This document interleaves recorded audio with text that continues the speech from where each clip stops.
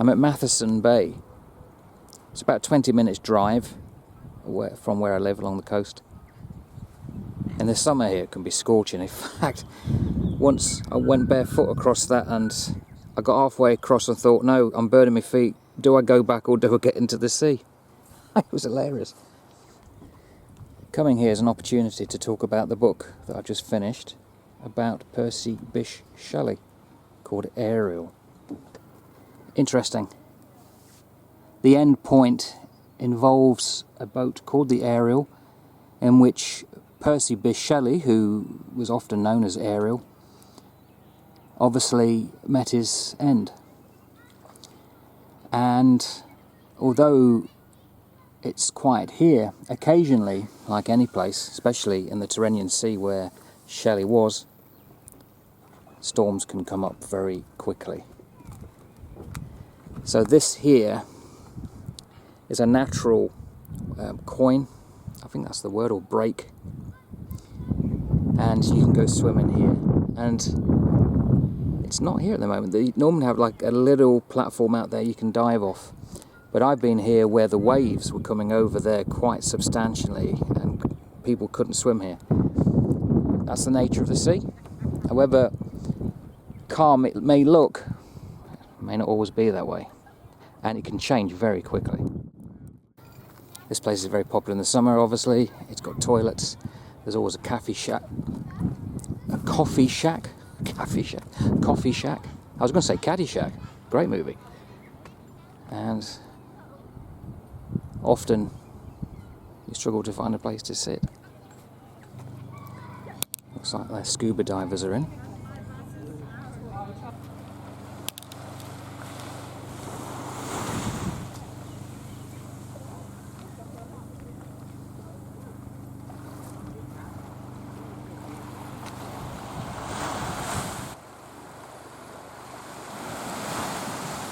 Shelley lived in Italy, La Spezia, at the end. And what's amazing about his life is how much he wandered from place to place. It's unbelievable. He went to Scotland, Wales, countless times to Switzerland, or at least twice.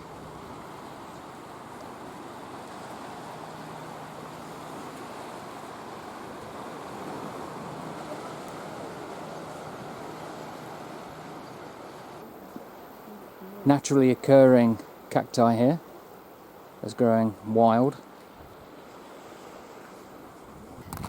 And out there is one of the barrier islands. Helps keep a lot of the places along this coast relatively calm waters. Very much unlike the western coast of New Zealand, which is very wild. The eastern coast, not so much. This is a dotterel. It's so well camouflaged, I'm struggling to find it. There it is. This is a dotterel, protected. Must have its nest nearby, so we won't go any further. Someone's made a fire here, or a notice.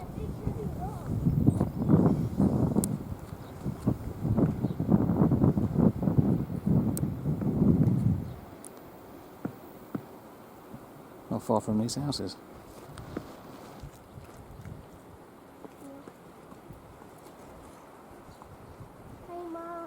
It's very strange in New Zealand. You get very proto-European trees mixed with non-European trees. It's a strange mixture at times. This anchor was recovered here in 1973 in the bay. When I finished, or coming to the end of the book, Ariel, there was this moment that was almost surreal.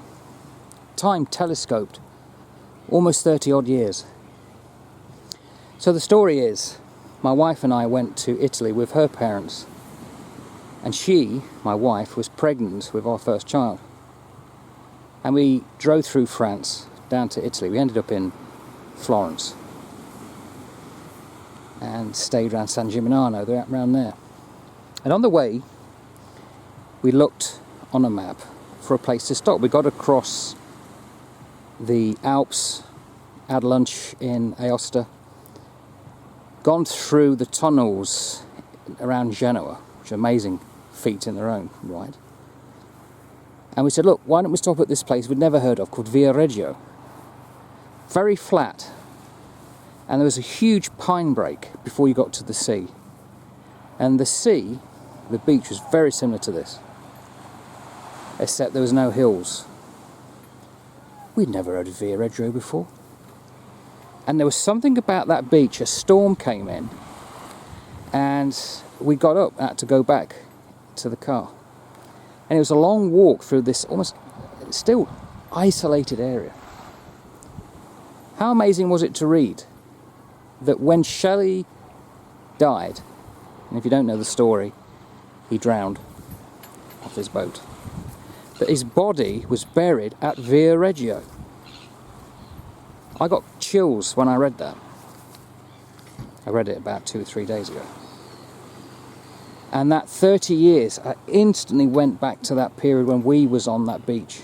And I said to Jo, I read it out to her, which I'm going to read to you in a moment. And she said the same thing. Said, we went there, of all the places. Amazing. All the places in Italy you could go to. We go to the beach where Shelley famously was burnt on a pyre. And the reason for that was that he'd been buried when he was found in quicklime and sand, and the sanitary laws of Italy at the time said you can't be buried in a church cemetery if that's happened to the body.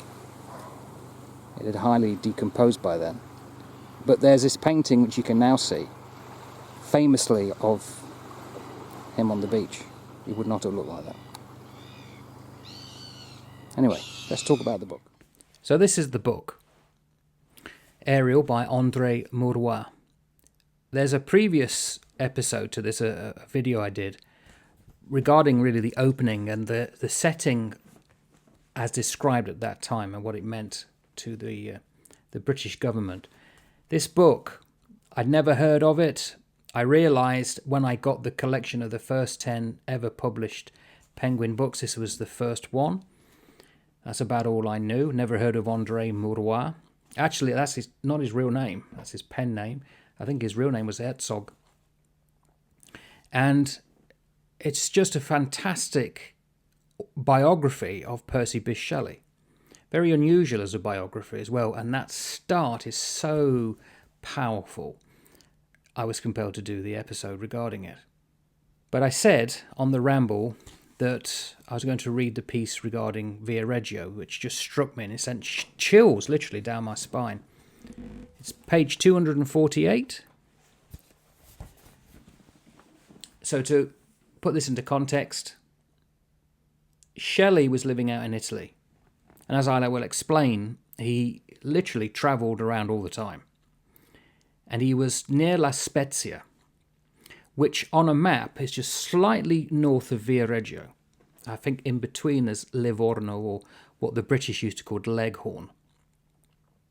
And it was a entrepot, a place for stores for the Royal Navy in the Age of Sail, up to and either side of the time that Napoleon marched through there and took over.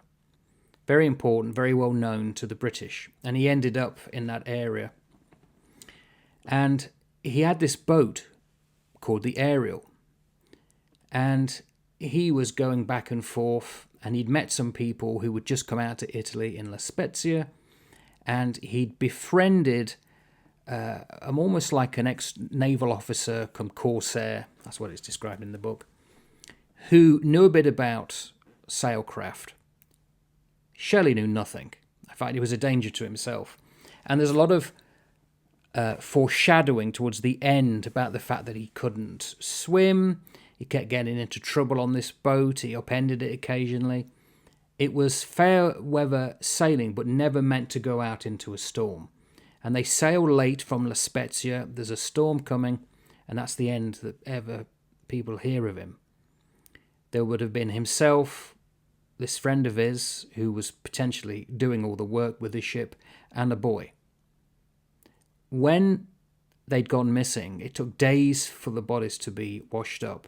And the first one was found was actually not Shelley. It was Williams, I think it was called, or Trelawney. I've got to remember now. Trelawney. And he had been buried quickly in sand. And then they'd found Shelley, and the same. To try and preserve the body, they put it in quicklime and then buried it deep in the sand. Trelawney was brought back to the surface, and he was burnt in a pyre first. And Byron was in attendance, and so I believe was Mary Shelley, the wife of Shelley. And then it came to him, and he was brought up.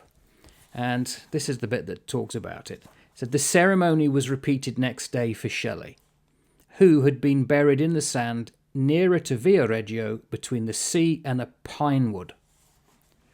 Now that's that bit that, wow, instantly 30 years telescoped. It was quite a profound moment, because all I could remember of that event really on that beach was the storm that was coming in, which would have been something was actually talked about in here, that the storms in the Tyrrhenian Sea can very quickly overtake any ship. And wow, there's very few instances in books in which you feel as though you were there. And why was I there on Viareggio? All places, just amazing. So again, that's another way in which I've become attached to this book. If you've never been to Viareggio, that's not going to happen, but this definitely is the case for myself. So what about Ariel then? Percy Bysshe Shelley. So going forward, rather than keep saying Percy Bysshe Shelley, I'll just refer to him as Shelley, because there is other Shelleys, of course, and specifically Mary, his second wife. And in fact, having started to read Frankenstein by his wife, there's an interesting thing here. I just started volume 1, and if you know the story of Frankenstein, it starts off as a letter by a R. Walton to his sister, and he is out in Petersburg, Russia, because he's going to go north to Archangel to get a ship, because he wants to go to the North Pole. And I can't help thinking that as you go through the letter, it becomes, well, certainly to myself, apparent that Mary based this character on her husband, Percy. There's definitely 2 extracts I can give that sums up, for me, the character that's brought to life in the book. So I'll read these out, and I know it's from a different book, but here we go. And I'm going to, what's the word? Adumbrate? I hope that's the right one. In other words, just cherry pick certain words, and that they're not flowing all together. So I'm going to be reading this bit, and then this bit here. That regret which I felt as a child, and that's definitely Shelley, on learning that my father's dying injunction had forbidden my uncle to allow me to embark in a seafaring life.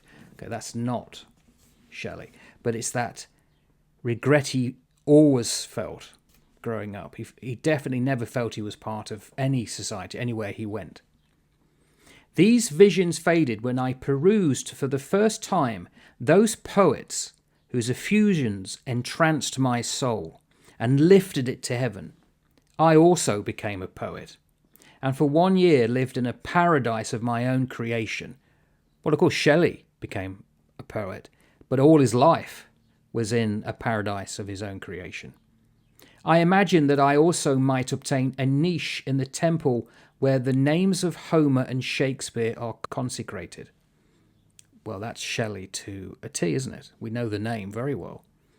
I inherited the fortune of my cousin. Well, Shelley inherited the fortune of his father, the name. And then it says here, do I not deserve to accomplish some great purpose? I preferred glory to wealth. That is Shelley to a T. So the book really, in my mind, is two bookends, very powerful bookends.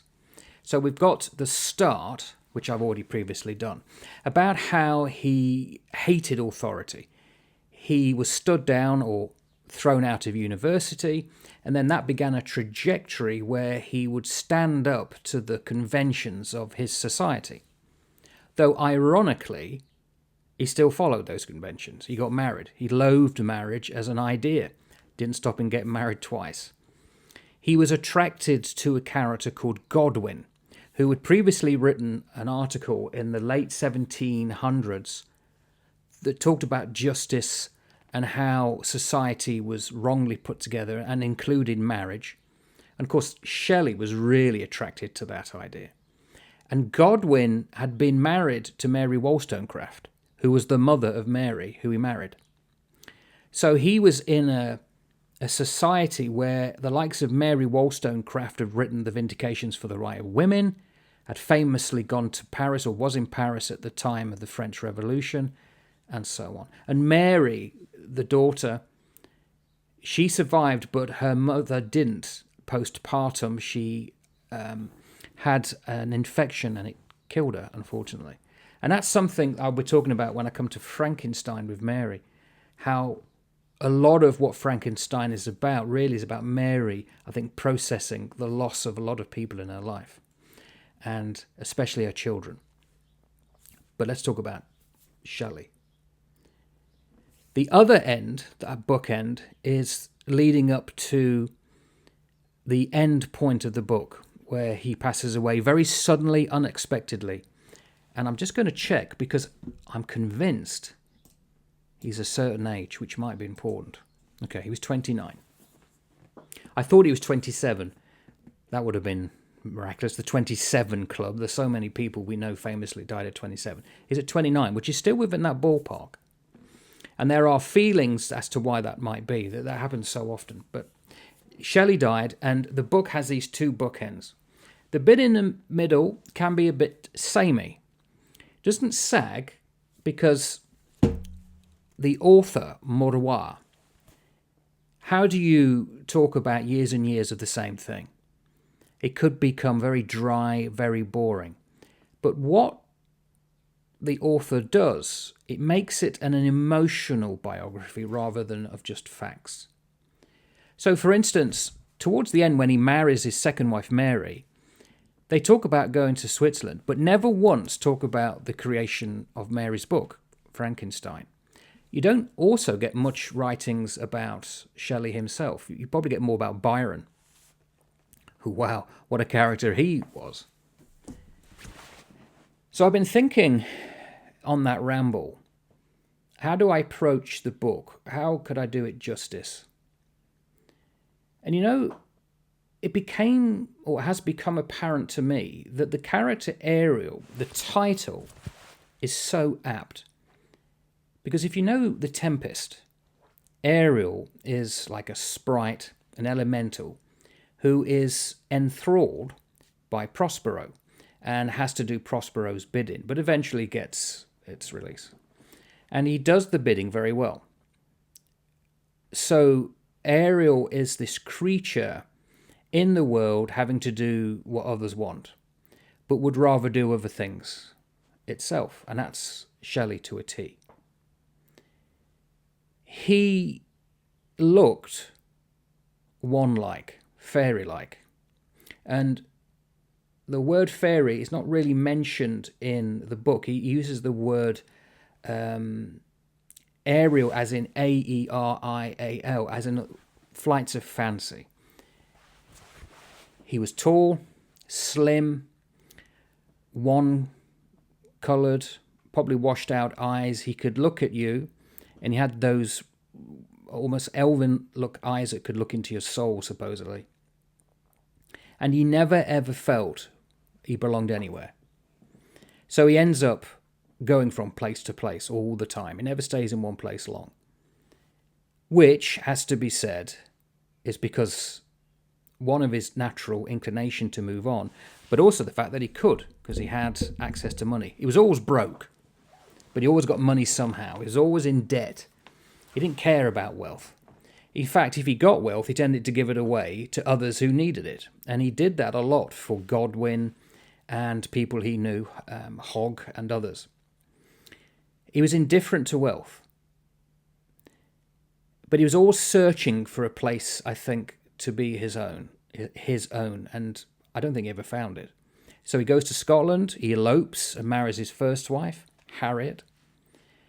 Then he goes to York, then he goes to Ireland, and then he comes back to London and he ends up in Wales, and then he goes to Switzerland for 2 days and comes back, and then eventually back out to Italy and wandering around. He was always at loggerheads with his father. Timothy Shelley was the antithesis of his son. And I read a little bit out here. Timothy Shelley heard of the events of Oxford. This is when his son was thrown out. And he was enraged beyond measure. The accusation of atheism annoyed him most. He sat down and wrote a solemn letter. And he gave his son conditions that if he wants to get any money from him, he's going to have to renounce atheism and plead for an apology. And he said, if these conditions are not accepted, Timothy Shelley would abandon his son to all the misery which such wicked and diabolical opinions justly entail. And Shelley's reply was very brief and to the point. He refuses the assent to both the proposals in your letter, and that's pretty much it. But his father realised that the boy, Shelley, was his heir to all the fortune. And eventually Shelley does get it, but it's a long time to get there. Now, if Shelley had problems finding a place to put down his roots, he was a wanderer. He was also a person, I think, that could come into a room and dominate the room by doing nothing. His very presence seemed to be a balm for others, a bit confusing for some. In fact, towards the end, and it's actually to do when Shelley was on the pyre, Byron thought of Shelley and said the following words: "How brutally mistaken men have been about him. He was without exception the best and least selfish man I ever knew, and as perfect a gentleman as ever crossed a drawing room." He could go into a room amongst others and be lonely. He was there, but not there. He loved passionately the idea of woman, wanted to protect as many women as he could. He idolized women, perhaps too much. And in fact, with his first wife, that was probably the problem. His first wife he put on a pedestal until he realized that the pedestal wasn't for her. The author bluntly puts out the fact that, in a way, when he got bored of her, he just not maliciously left her. He gave her money, protected her. He thought that she was having an affair. And their marriage, literally, like two ships in the night, separating. But he wanted to be friends and would never say anything malicious about her. But of course, Harriet then was in a difficult position. She had to look after herself. She had her own children by Shelley. And in fact, that's one of the very quick things to go through. It's almost like only 5 paragraphs in which Shelley wanted to get access to the children. And he had to go to the Chief Justice of the state, who said that Shelley in no way is capable of being a proper father. And neither was the mother. So the children were taken away. And he could have rights to visit, but only occasionally. And that really hit him quite deeply, Shelley. Because his worldview was to live in perfect harmony with everyone, make everyone be creative, seek the high note of learning. But Harriet could not get up to that level. And he wondered, according to the author, and we don't know if the author is correct here, I'm only going by what the author is saying, Shelley was the type that supported everybody, would give his money away, but he was searching for somebody on his intellectual level. And I think he met 2, if not 3 people that did do that. Obviously, one was Byron. The other one was Trelawney, the one who died on the boat with him, and then Mary Shelley. He fell in love with Mary while he was still married, and they could not really do anything apart from be together out of wedlock, and that did happen to begin with. But there's a tragic end to his first wife, who, and this is the thing about Shelley, throughout his life, so many people he loved and had fathered died. Children especially. A lot didn't get beyond their first year, some into their second year. They tended to be thrown out to other people to look after, especially when they was in Italy, and they all died young. That's not uncommon of the era, but certainly something that would have had an effect. Certainly would have had an effect on the mothers, and I have to assume it did on Mary. When you know her story and then you see what's written in Frankenstein, that definitely comes out. So he was losing people continually, and his first wife was found in the Serpentine, drowned, heavily pregnant. It seemed that she may have been pregnant by a man who had deserted her, and she could not cope with that, and certainly the reputation would have been ruined, and no money. She could not have done anything for the child. So this is a world in which Shelley comes in with such ideals and wanting to get to such heights, but his very manner, his soul, was not part of the world in which he was going through, and therefore tragic. In fact, there's a totally unrelated song called Starry Starry Night. It's about Vincent van Gogh, or Vincent van Gogh, by Don McLean. And part of the lyrics talks about Vincent as a character, and it says, "But I could have told you, Vincent, this world was never meant for one as beautiful as you." And again, that's Shelley. So I don't know whether you yourself have ever come across a character like Shelley. I have, 2 or 3 actually, that when you meet them, you know that they're part of this world, but they seem otherworldly. It's in their look. It's the way that they want to live life carefree.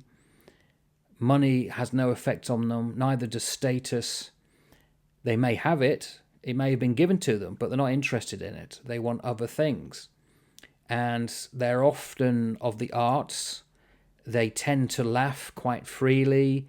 If you met them, they would probably buoy you up, and you would leave the room thinking, "Oh, that's great, I feel wonderful," and then struggle to think, "Well, why was that?" I only met a guy or a woman in a room. That kind of thing. And Ariel Shelley lived a life totally at variance to the set in which he had been born and all the people around him. So it's an amazing book for that one reason.